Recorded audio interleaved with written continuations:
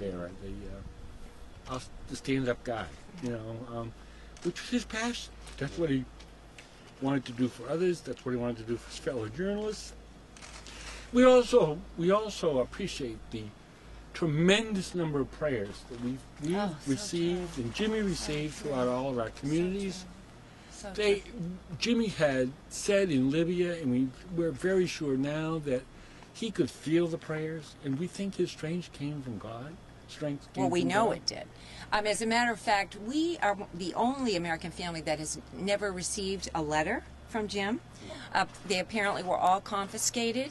So the last hostage to come out, please, Daniel, she memorized a letter from Jim. And within hours of his freedom, he was good enough to call and voice that letter to us. And it just spoke of his yearning to see all of us once again. Jim was very close to the family, too. And his niece and nephews, you know, he was, so he really expressed his love in that. Honey, please shut it off. So anyway, so we're very grateful for that. But as John said, so many people were praying for Jim. And I really think that's what gave Jim an unusual courage. Jim just could feel the prayers. He was strong, courageous, loving to the end. I mean, we just hardly recognized our little boy. I mean, he was just a hero. And you know. And you know from the videos, his last words were, "I wish I had more time to see my family." So Jim had a big heart, and you know, that's what we shared with President Obama. You know, we just pray that Jim's death can bring our country together in a stronger way, and with the values that Jim held dear. Held dear. Sir, Jim would never want us to hate or be bitter, and we cannot do that. And so we are just very proud of Jimmy, and we are praying for the strength to love like he did, and to stay courageous and to keep fighting for all the people that he was fighting for, and again to pray for mercy for the remaining American hostages. Do you have a message for the people behind Jim's death? We beg compassion.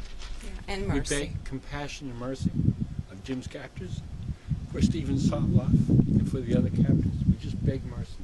They never hurt anybody. They were trying to help. And there's no reason for their slaughter. Jim was just innocent, and they knew it. They knew that Jim was just a symbol for our country. And it's that hatred that Jim was against. Jim was there to hear the truth and bear witness to the love and the suffering, the hopes of the people to be free, like we are. And they knew that. So, yeah. So we've done this before. So let her rip.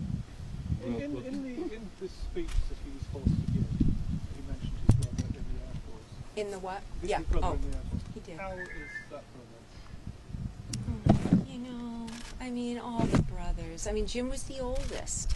Jim was just so loved. I mean, he was the big brother. And one of the reasons he was drawn to conflict journalism was because of his brothers in the military. He, as a matter of fact, one of his first assignments was in Afghanistan, where his Air Force brother was stationed at the time. And so I think Jim wanted to be there. He wanted to be there where John was. He wanted to cover what was happening at the human level. So, actually, before that, he was with the Indiana National Guard in Iraq. It was the largest single state contingent sent, and he was able to write articles that would humanize the soldiers, and actually were sent back to their local newspapers. And the parents of these soldiers were so grateful because they had some news about their children. And again, there was a humanizing nature of Jimmy. Yes, there's a war. Yes, there's conflict, but there are people involved, and there are feelings involved, and there's sacrifice involved. And he felt that was worth sharing, and I couldn't agree more. Your other son is also. Pardon? Your other son is also in the military. We have. Three. We had 4 sons. We have 3 sons. Michael's the second oldest. The other 2 are in the military. And one of the things. We have a Navy nurse also. And we have a Navy nurse, but she's not a son. To speak to John in the Air Force, his little girl said to me this morning, Mimi, when I heard about Uncle Jim, my heart was broken. And that's the way we feel. She's 5. She's 7 She's yesterday. 7. I'm sorry. 7, dear. Alone children. She feels, but when she, that just expressed that we all, And her name is. Rory, R-O-R-I, and she said it all. Could you guys talk a little bit about his decision? Obviously, it was a very difficult time for your family when he was in captivity previously. About his decision to go back and those conversations that you had. I mean, was he just felt that this was really his mission to go back there, and was that hard for you all? Oh, absolutely. I think it made some of the siblings mad, understandably. I mean, Michael led the charge when he was in Libya tirelessly to get do everything he could to get him out. So there were many emotions coming out. Some of the siblings were angry. How could you do this to us? We were taking it personally. And, we just tried to talk to him about, Jim, you have so many gifts. Why are you doing this? We were at the point of considering fundraising / ransom prior to Jimmy's death. And we were making a video, which I'm sure is going to come out. Mm-hmm. It's a video of all of Jimmy's experiences and all the people, many of the people whose lives he's touched. And that's going to continue no matter, despite his death. But one of the comments from one of the experts actually was the person who runs CPJ. Joel Simon. Joel Simons, thank you. Please get that right. Joel said, when asked, why did he go back? And the answer was, well, why do firemen keep going back into blazing homes? Because it's their job. And he felt this was his job. This was his passion. So he's not crazy. He was not crazy. He was motivated by what he thought was doing the right thing, and which gave him energy to continue. Because one time I remember right in our kitchen, I said, Jimmy, you have so many gifts. I mean, you can do so many things. Why go back and do this? He said, Mom, I found my passion. I found my vocation. I mean, he just felt compelled. Where did that come from? I mean, did you have a hint of that when he was growing up, or came from his mother? I don't know where it came. Jim was a fun-loving, very, daring, but fun-loving kid. He was always a listener, and just couldn't detach from other people's lives. He was part of their life. When you told him your story, he was there.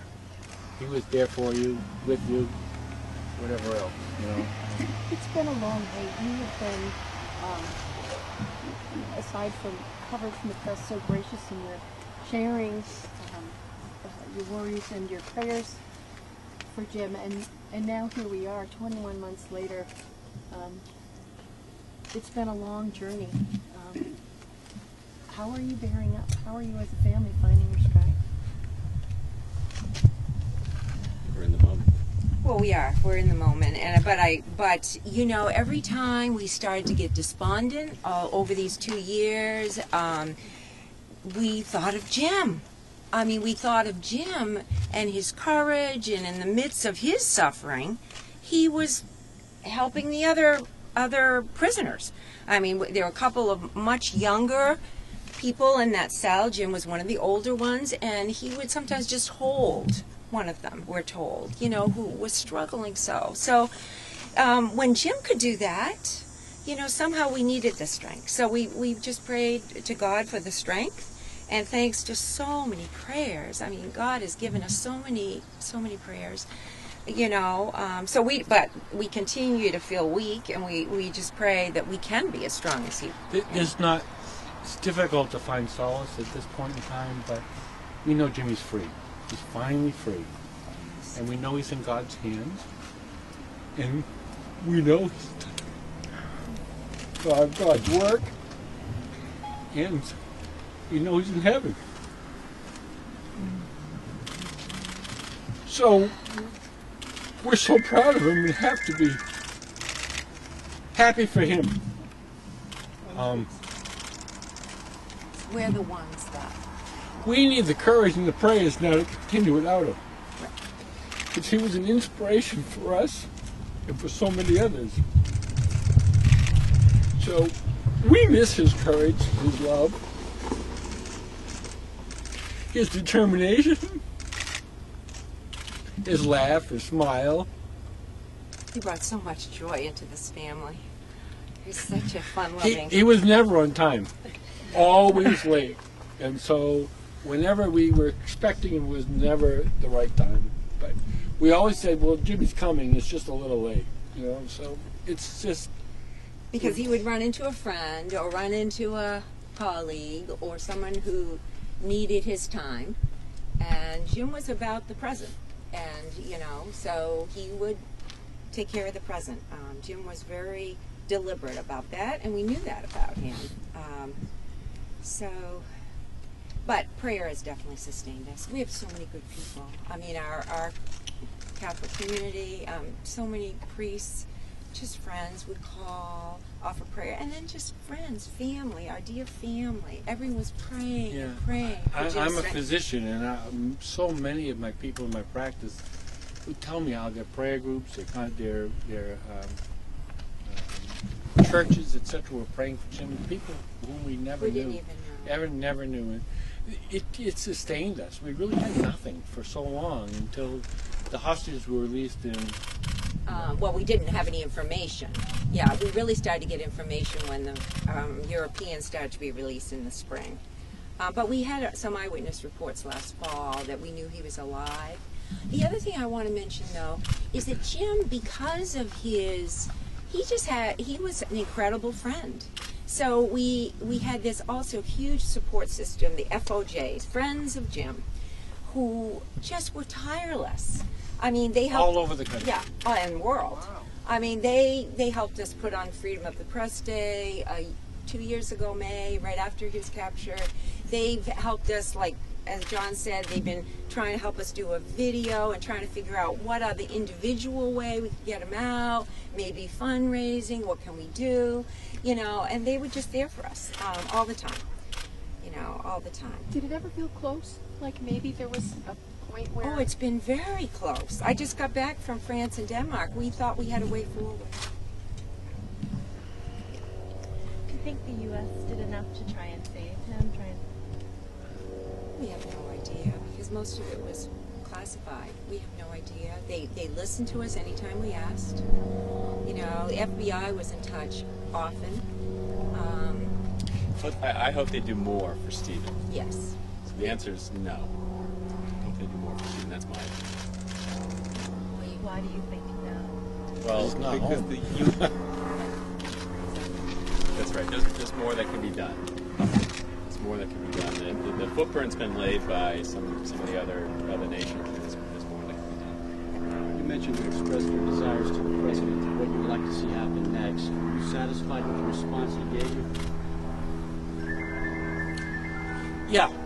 I think he's doing the best he can in the current circumstances. Would I do something differently? Maybe. I don't see the whole picture. I would like to say that I would. All I'm saying is what we've been doing to date has not been It wasn't enough. And Didn't yes, save we were Jimmy. trying. It didn't. We don't know if it's going to save Stephen or any of the other people. So So I pray that it'll challenge our government to look deeply within and find a way to protect courageous Americans, humanitarian workers, journalists who do this, who dare to go in where they know there's a chance that they can be killed or captured. So we just pray for that. The Syrian environment has been the highest. There has been the highest level of kidnapping among journalists in the history of journalism. So, I mean, we're asking for news. We want news, but we have to support the people who do it. And I think, in all honesty, I think the European countries do a better job of that.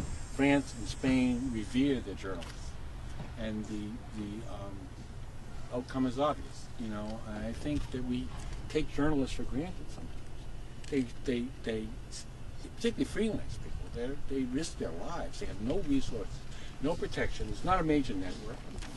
The honest truth is they stay longer in their environment, so they get better stories. But we really have not enough regard for the people who do this work.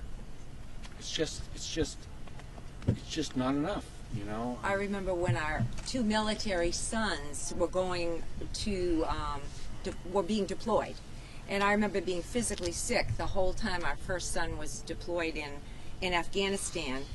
And it turns out that it was really Jim in his work that was in much more danger. I mean, and I didn't even realize that. I mean, I really didn't even get that he was out there without anybody. Pencil and a flak jacket. Yeah.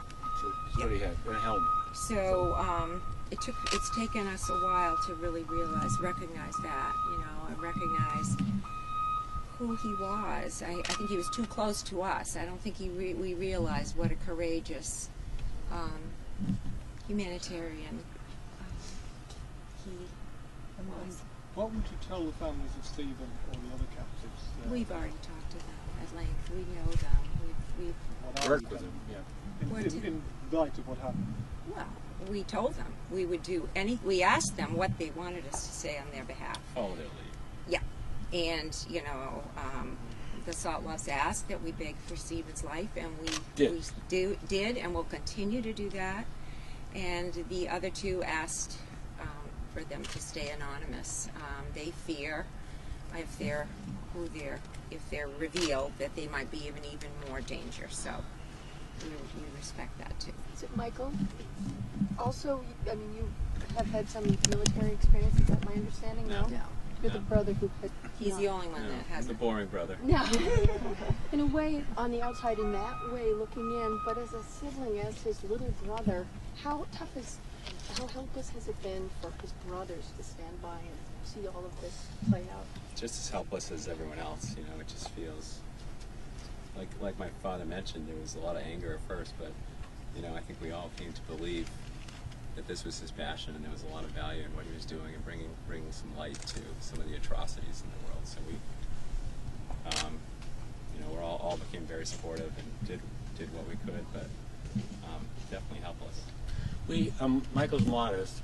Michael was the chairperson or CEO of Jimmy's release effort from Libya, and so he is not inexperienced. Just this was an entirely different species. Never ever did the FOJs, the Friends of Jim, leave him. We were establishing a fundraising organization. People volunteered out of the woodwork. We had all kinds of professionals. We had 2 photographers, 1 editor, several lawyers, all pro bono, all pro bono, and there just weren't enough. I mean, there were too many. There were more people than we actually needed because of who Jim was, you know. And lest we forget, excuse me, sweetie, but we must. I don't know how I can. Global Post, one of the outlets for Jim's work in Boston. Phil Balboni out of Global Post, their CEO, has become family. I mean, he truly stuck with us when we were discouraged. Sometimes we'd argue, we'd disagree on strategy. He was so forgiving. And they funded a security team to help us, you know, so through their insurance. So great expense. We at great expense, and the number is staggering. Yeah. So we all will eternally be grateful. The outcome is not positive, but the effort and the commitment were unbelievable, you know. So and Phil was available to us all time of day and night. 24/7, yeah. And the other person we should acknowledge is David Bradley of the Atlantic in Washington. He really tried to gather the families of who are suffering because of their loved ones captive in Syria together. And so he also, in his way, really was there for us, he and his staff. So we are so grateful. We had the best people helping us, the We did. absolute best people. We lost. We lost because of many reasons. We didn't make them. But we had the best people. I have no reservations that we tried as hard as we possibly could, and had the best people helping us. There was no lack of commitment, and I can't say enough about all the people who stepped up. Sir, I apologize for showing up late. We spoke to Father Paul earlier today, and he said you just can't make sense out of something insane. Does that sum up how you're feeling? Yeah. I mean, this particular group has cut a path through Iraq, a path of destruction, suffering. It's not human. It's not part of our human nature. It's not part of our Christian philosophy. It just. There's two things I'd like to say, then I'm going to go about Jim. One is the type of person he was. He put himself at the front of the line in this setting. And number two, some of his final words, which I haven't memorized, really sum up him and how we feel about him. And his last hope was to be with family again. And at some point we'll be together. And those are the two takeaways that I'd like people to have about my brother. Thank you very much. Thank you. But, how do you make sense out of someone as good as Jim meeting such a fate? Yeah. That's, it's just evil in the world, There's so much evil in the world. So, we need to pray. None of it makes any sense. No. We need to pray for the captors that, anyway. Did you see the video? When did you find out that your son had been... We found out from, actually, a combination of my brother-in-law reaching out to us from Houston, because he's one of the administrators on the Free Foley page and webpage. He says there's something going on, And then right at that same time, we heard from Laura Jakes of the AP, and she was crying on the phone. She'd been trying to reach us for days. I'd been ignoring her call because we didn't dare talk to anybody. And, then we just knew. Then it was out there. We didn't, we weren't directly notified. We found out like everyone else. Yeah. Is it the image of how he died still etched in your... Well, we knew it was Jim. We didn't watch the video. To answer your question, it's horrific. People can die in lots of different ways, but this way was the most horrific. And it haunts me that how much pain he was in, and how cruel this method of execution is as opposed to so many others. So it testifies to his courage. He was courageous to the end, and I think he accepted his situation. I think he accepted God's faith in him and his faith in God, and it reminds us of Jesus. Jesus was goodness, love, and Jim was becoming more and more that. We didn't even recognize him at times. God bless him. And he met such a cruel fate. So we believe he was a martyr. So a martyr for freedom. A martyr for freedom, and Michael and I are both sure that he volunteered to go first. We don't know that, but I'm sure that he was the only one who had been public, so I'm sure that played into it. But I'm sure he didn't shrink from the situation and say, well, let somebody else go first. That's just who he was, You deal with the loss of a son. The pain must just be...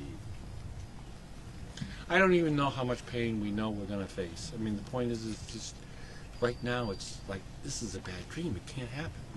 We never thought this would happen. We were...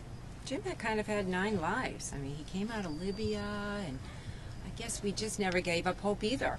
We just kept thinking that somehow we're getting closer. We know he's alive. We just ran out of time. He ran out of time. What happens now? You spoke to the president earlier. Well, it's out of our hands, actually, what happens now. Jimmy did his work. He did absolutely everything he could possibly do to make this right. So it's up to others to pick up the ball and go forward. You know, it really is. Our government, other foreign governments, it's just, how long are we going to tolerate all this? You know, I mean, the Iraqi people, the Syrian people are being beat up, you know, so it's really a question of how long can we tolerate this much evil? I don't know. You know, it doesn't feel good. Did you get his body brought back? That's what my mother Doubt it. Correct. Doubt it. I mean, how can you do that without going into the country and They don't want to do anything. we don't know where to the give us location solace. was. No, that's certainly. So that's another sadness, you know. So it's There's just. no indication even when it was. I'm Pardon? sorry, No please. indication really when it was. When You're right. I mean, all we know is when the Don't know videos exactly. appeared. Yeah. You know. Did the president offer any resolution as to where this may have happened? No, he didn't ask that question. So yeah. So anyway, but you guys are great. Thank you for caring, and please keep the message positive. Jim was about love. He wanted the country to be. He believed in our country. He hoped in our country, and so please, let's pray for Stephen. and He the also others. hoped in the end of evil. He just didn't want people to be suffering and Right. hurt. And the question is, how do you do that? How do you fight greed? How do you fight meanness and hatred? You know, I think he did as much as one person could do. And I think we need to pick up that gauntlet, you know, pick up that banner and run with it as a country, as, you know, as a press, as a country, as human beings. We just can't, Jimmy just can't sit back. Jimmy could not sit back. He just could not sit back and allow things to happen without either trying to help or comment. So I think the gauntlet is ours now. I think the Foley family, including Jim, can serve as an example for others, both those who are involved and those who are not. I don't know, but we hope so. Anything that's positive, we hope to be an example for. Some people are calling Jim a hero. What do you think he would say, you know? Well, Jim certainly wouldn't consider himself a hero. We just began to see it, you know. He would say, all I'm doing is my part. I'm just doing my work. It's my part. job, you know. I'm trying to help people be their own heroes. He was documenting the heroism of the people he worked with and lived with. As a matter of They fact, were the heroes in his mind. Exactly. As a matter of fact, there was, about 6 months after he came out, there was a series of videos that were done by the rebels, the more, the moderate FSA groups, if you will. On YouTube. On YouTube. Well, it wasn't YouTube. It was witness.org, and they were very powerful videos and attested to how he was helping the citizens to He was teaching people how to take videos on their cell phones. yeah, he was teaching the citizens Trying to work how- himself out of a job. yeah, he was trying to teach the citizens to bear witness to what was happening all around them. And we had to take them down because we didn't know who was holding him at the time, so we didn't dare make them public. But it just was a testament. And these were Syrians. These were people who grew to love him. Just because he ate with them, he stayed with them, he lived with them. So it was just a testament to his ability to meet people at a heart level. And he spoke no Arabic, so how he did this, I have no idea. If and when we get the video completed, there's a young lady, a photojournalist named Nicole Tung, who spent the first 6 months with Jimmy in Syria. And one of her comments is that Jimmy could walk into a room with total strangers speaking a different language, sit down among them and get them to warm up to him and tell their stories. They would pass cigarettes around, and it was just all of a sudden like a gathering, a party that he'd been invited to or whatever. He was his ability to connect with people and touch their personality and make them feel good about who they were and willing to share their story was just unbelievable. Yeah, that was his gift. That was his gift. So we thank you. Thank you, and please share the gift Jim has been to us. And I really feel, be proud to be an American. Be proud. Jim makes us proud. We need to be grateful for young men and women who risk their lives to bear witness, to bring aid to the suffering.